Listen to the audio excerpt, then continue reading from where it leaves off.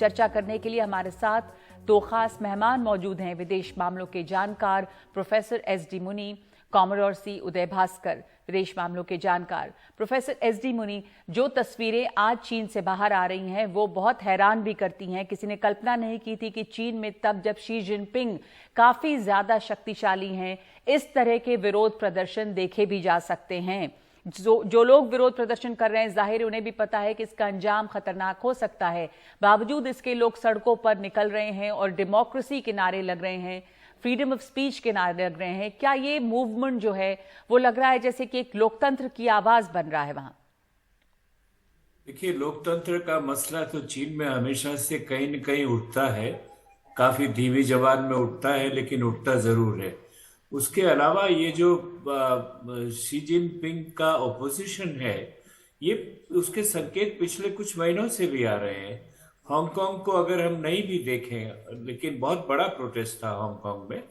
अभी जब मीटिंग हो रही थी कम्युनिस्ट पार्टी की, उस वक्त में बैनर लगे गए जिसमें ये लिखा गया कि शी जिनपिंग अपनी गद्दी छोड़े और अपने आप को एक्सटेंड नहीं करवाए।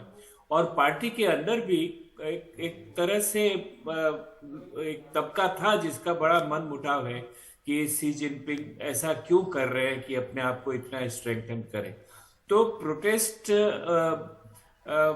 मैं समझता नहीं हूं, लेकिन ये अगर आप अंदाज लगाए कि जो पार्टी के अंदर कुलबुलाहट है जी, और बाहर जो लोगों का रोष है, अगर वो आपस में मिल जाए तो ये आंदोलन बहुत बढ़ सकता है जी। इसमें कोई दो राय नहीं है।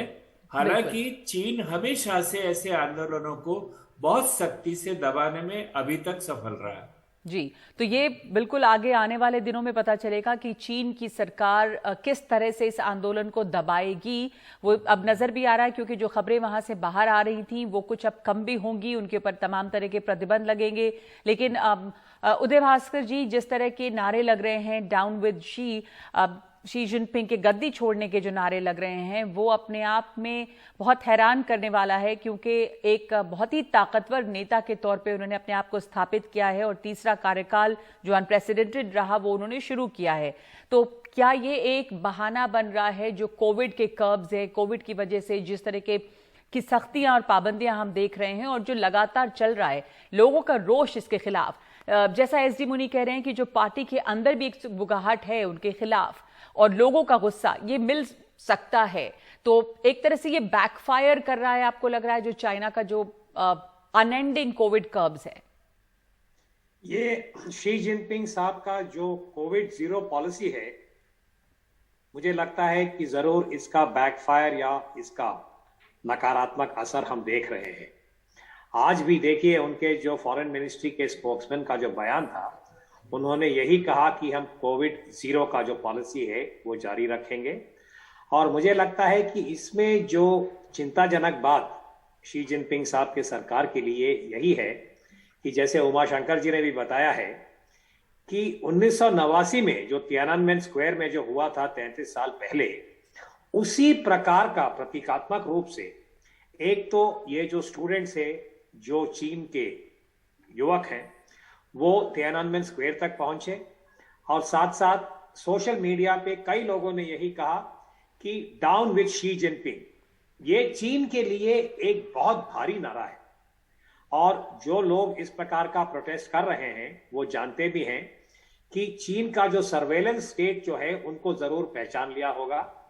परंतु बाकी शहरों में, जैसे शंघाई में, एक मैंने सोशल मीडिया पे देखा, उन्होंने तानाशाही के खिलाफ आवाज उठाया, डाउन विद डिक्टेटरशिप, और यह भी कहा China does not need an emperor, अर्थात कि हमें बादशाह की जरूरत नहीं है, हमें किसी चक्रवर्ती की जरूरत नहीं है। इशारा सीधा राष्ट्रपति शी जिनपिंग के ऊपर है। तो मैं समझता हूं कि चाइनीज कम्युनिस्ट पार्टी के अंदर जो योजक हैं वो भी एक प्रकार से कोविड जीरो पॉलिसी से सहमत नहीं है।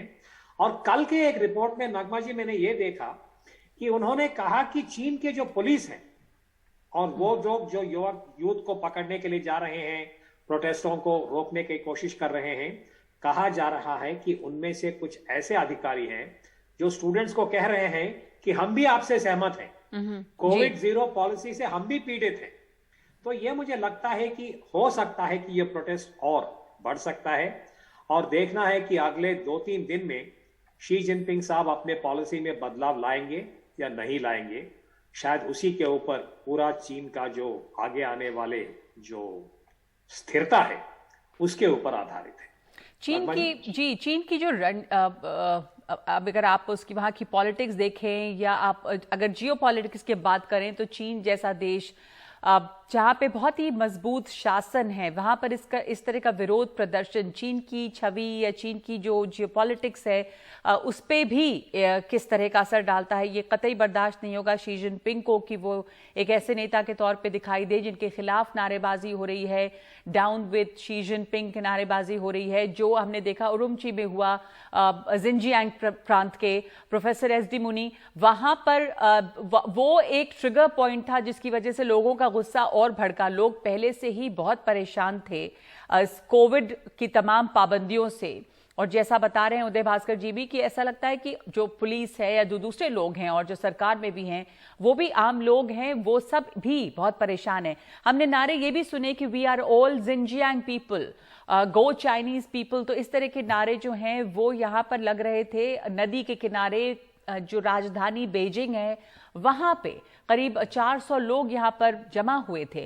तो एक ये कह सकते हैं कि एक तरह से ये एक डेमोक्रेटिक पीपल्स मूवमेंट, लोगों का एक मूवमेंट जो है वो खड़ा हुआ है और इसको बल मिल रहा है। लोगों में ये हिम्मत जो है वो कहां से आ रही है? ये हिम्मत तो मैं समझता हूँ चीनी लोगों में बहुत है। वो उनको दबा के रखा जाता है, इसलिए वो सामने नहीं आ पाते। और ये आप बिल्कुल सही कह रही है कि जो उरुमची में हुआ है वो सारे चीन में फैल रहा है। शंघाई में भी जो प्रदर्शन हुए हैं उसमें उरुमची की घटनाओं की वारदात की रेफरेंस दिया गया वहां पर। देखिए इसके पीछे एक बड़ी बात ये भी है कि जीरो कोविड को लेकर चीन की इकोनॉमी पे इफेक्ट पड़ रहा है और आम आदमी को आर्थिक दृष्टिकोण से भी बहुत सारी दिक्कतें वहां उठानी पड़ रही है। हालांकि पिछले कुछ 2-1 सालों में चीन की इकोनॉमी बहुत आगे नहीं बढ़ रही है, पीछे जा रही है उसके। और अभी रिसेंटली तो युआन का डॉलर के रिलेशन में काफी कमजोर हो गया। उनकी फॉरेन एक्सचेंज कम हो रही है, कंपनियां वहां से छोड़ कर जा रही हैं बाहर, जैसा आईफोन का मसला वहां से शुरू हुआ था वहां पर भी और दूसरी कंपनियां हैं, इन्वेस्टर्स नहीं आ रहे हैं अब वहां पर। ये सब आर्थिक संकट और उधर पॉलिटिकल कंसंट्रेशन शी जिनपिंग का सारी ताकत को अपने आप में बटोर लेना, उससे लोग नाराज हैं। और जो नाराजगी पार्टी के अंदर है वही नाराजगी कुछ हद तक बाहर आपको दिखाई दे रही है। देखिए ये सोचना कि ये दोनों अलग अलग है, पार्टी में जो नाराजगी है उसका असर सड़क पे नहीं पड़ेगा, ये ठीक नहीं है। हालांकि चीन का कंट्रोल सिस्टम है, लेकिन फिर भी वहां के लोगों में काफी डायनेमिक कॉन्टेक्ट्स हैं उनके। और मैं समझता हूं कि इससे शी जिनपिंग पे प्रेशर पड़ेगा। इंटरनेशनली भी शी जिनपिंग पे प्रेशर है, इंटरनली भी शी जिनपिंग पे प्रेशर है, लेकिन मुझे लगता है कि वो इसको दबाने में सफल हो पाएंगे, दबाने की कोशिश करेंगे। कितना बढ़ता है, हालांकि ये भी एक खबर आई है कि शायद आज बीबीसी के कॉरेस्पॉन्डेंट को भी पीटा गया वहां पर जी। वहां पर सजा दी गई, तो उससे अंतरराष्ट्रीय आक्रोश भी बढ़ेगा। और इस तरह से अगर शी जिनपिंग ने बिना मतलब की ज्यादती दिखाई और करी तो उसका उल्टा असर भी हो सकता है और उनको लेने के देने भी पड़ सकते हैं। जी, वहां पर जो आम लोग हैं जो विरोध प्रदर्शन कर रहे हैं वो तो अपने जान को खतरे में डाल ही रहे हैं। जो वहां पे पत्रकार हैं जो कवर कर रहे हैं उनके ऊपर खतरा है। जैसा आपने जिक्र किया, बीबीसी के संवाददाता को पीटा भी गया, शायद अरेस्ट भी किया गया, और उसके बाद जब इसके ऊपर हल्ला हुआ तब फिर उसे छोड़ा गया और ये कहा गया सरकार की तरफ से कि उन्होंने अपनी पहचान पत्रकार के तौर पे नहीं बताई थी।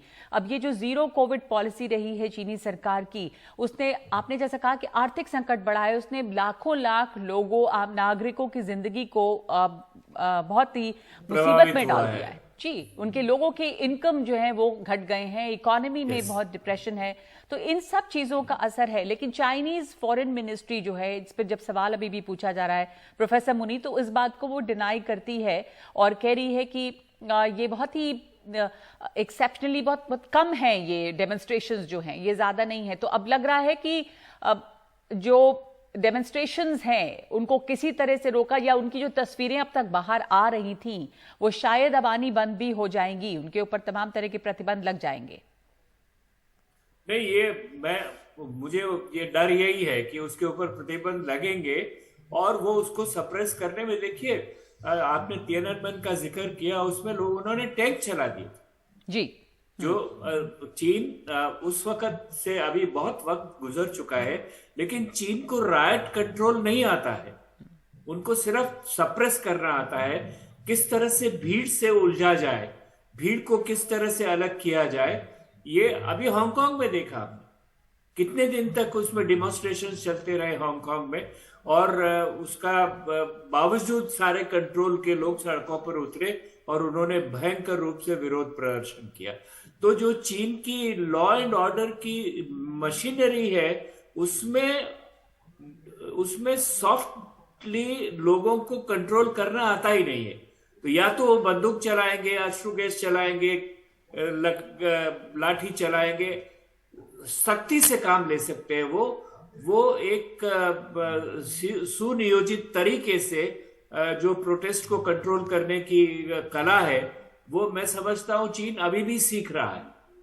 बिल्कुल, आपने तस्वीरें देखी हैं, पुलिस सफेद कपड़ों में भी पुलिसमैन जो हैं वो वहां पे मौजूद है और हाथों में उनके हथियार स्टैन गन्स हैं, और वहां पर जहां पे लोग विरोध प्रदर्शन कर रहे हैं वहां पर वो खड़े हैं।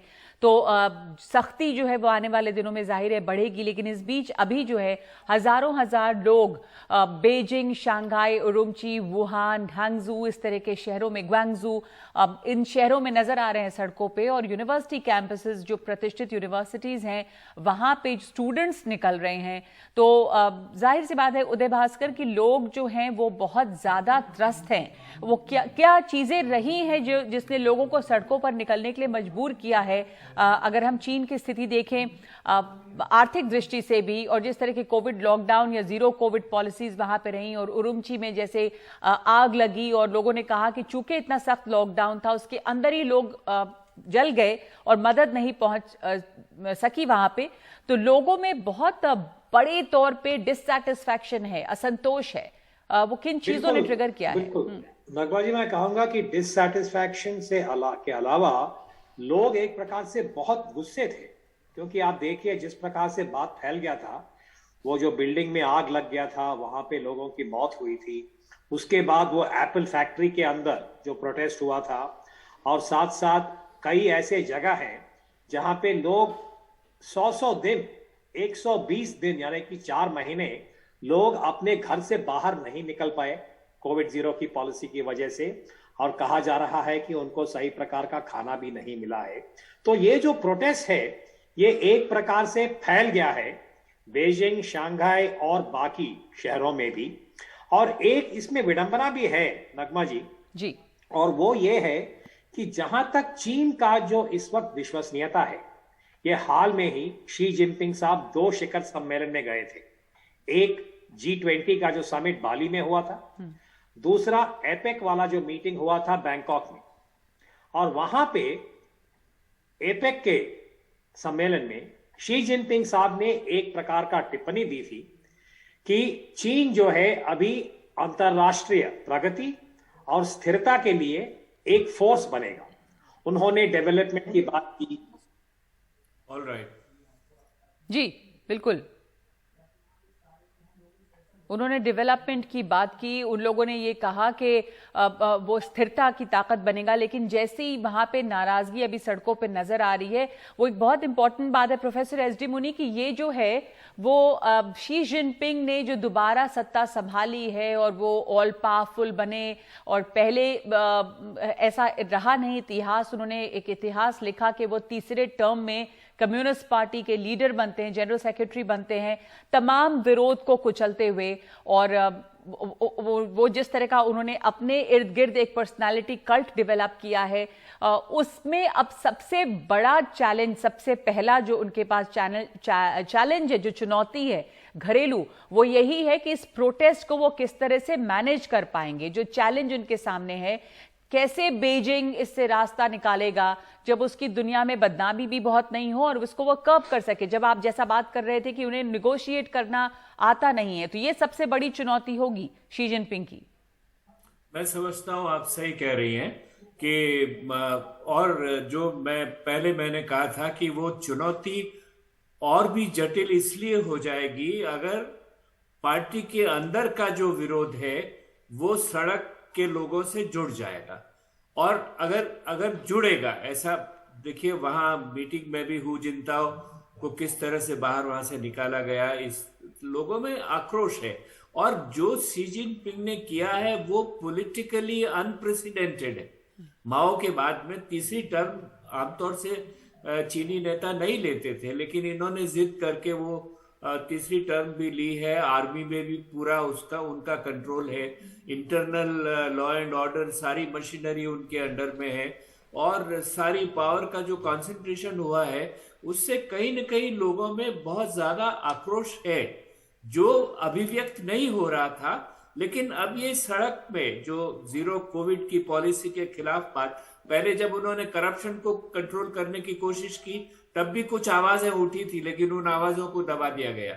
लेकिन उस वक्त कोई स्ट्रीट डिमॉन्स्ट्रेशंस नहीं थे जी। अब पहली बार ऐसा हो रहा है, तो मैं समझता हूँ ये आसान नहीं होगा उनके लिए, लेकिन चुनौती उनके लिए बड़ी है कि अगर इस चुनौती को वो पार नहीं कर पाते हैं तो फिर और भी जो लोग अभी तक चुप हैं, नाराज हैं और चुप हैं, वो भी सामने आएंगे और प्रेसिडेंट शी जिनपिंग के लिए बहुत मुश्किल होगा कि किस तरह से वो अपनी सत्ता को चला सकते हैं। बिल्कुल। उधर इंटरनेशनल ओपोजिशन भी बहुत हो रहा है, ये भी नहीं भूलना चाहिए, क्योंकि इंटरनेशनल ओपोजिशन का भी मोमेंटम बढ़ेगा अगर इंटरनल डिस्टर्बेंसेस ज्यादा हो जाएंगे। बिल्कुल। तो घरेलू अगर डिस्टर्बेंसेस ज्यादा हैं तो फिर अंतर्राष्ट्रीय दबाव भी पड़ेगा। बहुत शुक्रिया आपका प्रोफेसर एस डी मुनी और उदय भास्कर हमारे साथ इस चर्चा में शामिल होने के लिए।